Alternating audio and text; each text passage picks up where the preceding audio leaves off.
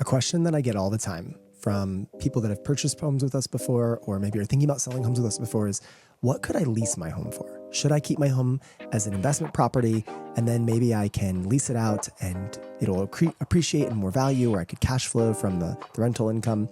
If you have the stomach to handle leasing, whether it's dealing with potential property issues or that the property may be damaged or that you may not get paid, or that you may have to float the cost of the mortgage or the insurance or other costs, then please, by all means, consider leasing. Many people, if they're not doing more than one property, it becomes a little bit prohibitive. It's a lot of mind drain, and they choose that they don't want to stay in the leasing space. I even know people that maybe had a number of properties and they did 1031 exchanges into less noisy properties like commercial property or gas royalties or something else like that. So many times people will move out of single family residential or multifamily residential because it's a lot of work, it's a lot of noise.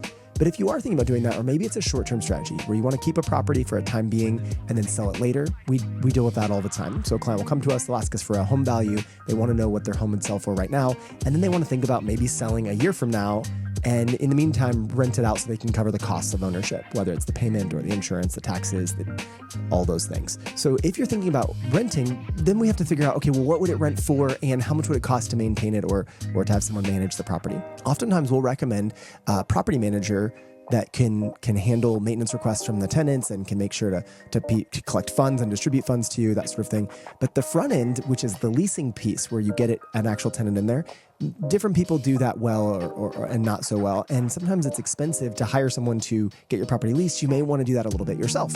So one of the strategies that I recommend is using Zillow to lease your property. And Zillow is probably one of the more active marketplaces for leased properties.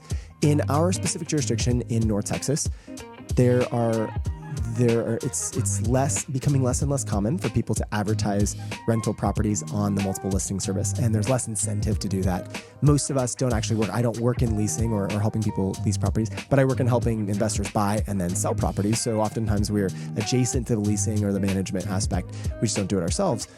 So we want to help people find properties on MLS. We want to help people sell the properties on MLS, but we don't necessarily put them on MLS for lease. And many people are finding that it's hard to find someone to help them lease a property. So you may need to market it yourself. And a couple places that are good to advertise lease properties. One is Zillow, and Zillow does not get a feed from the MLS for leased properties. So putting it on the MLS doesn't automatically feed it to Zillow like it does for homes for sale. But the lease properties, you go to Zillow specifically and upload your photos and your information, and then you pay them a marketing fee to put the lease on there. But what you'll find is that Zillow has a pretty good marketplace of lease properties, and you're going to find similar properties, and you'll find out what they're asking for them.